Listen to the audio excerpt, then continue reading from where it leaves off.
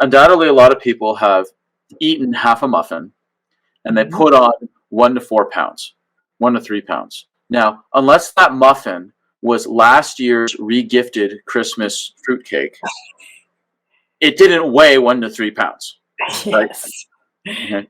Now, what happened? Well, what happened was that the inflammatory components of that muffin, the sugars, the colorings, the preservatives, the flavorings, the dough conditioners, the glazes, any other things, any other chemicals, and the reactions to gluten.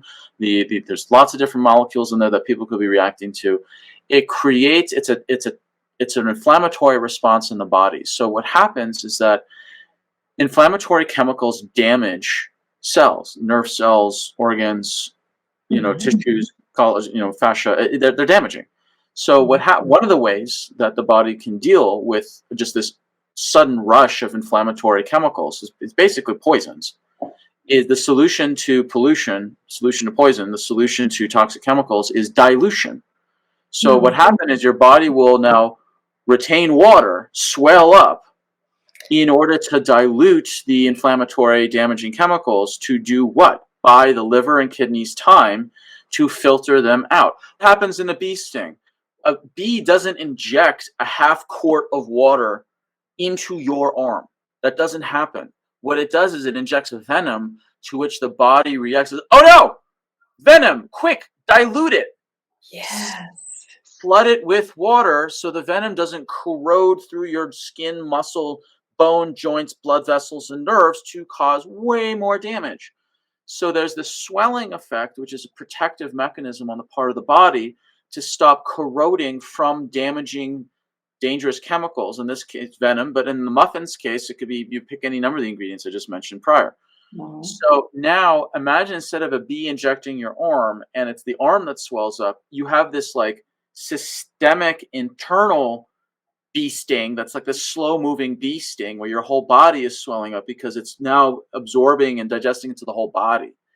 So you have this layer of water weight that your body retains. That's the puffy weight that I'm talking about. Puffy weight is the layer of water weight that doesn't go away based on how much you exercise, because it's not calories.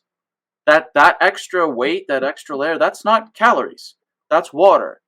And that's why you can have this losing muscle tone, like this quote washed out look, because water, literally a layer of water is washing out the muscle tone. And the weight can go up and down with your cycle. The weight can go up and you can feel swollen because as your liver has to deal with, say, hormones, and then it's got these competing narratives of dealing with hormones depending on what stage of your cycle, and inflammation, you can swell more because the liver is trying to detox both and it gets jammed.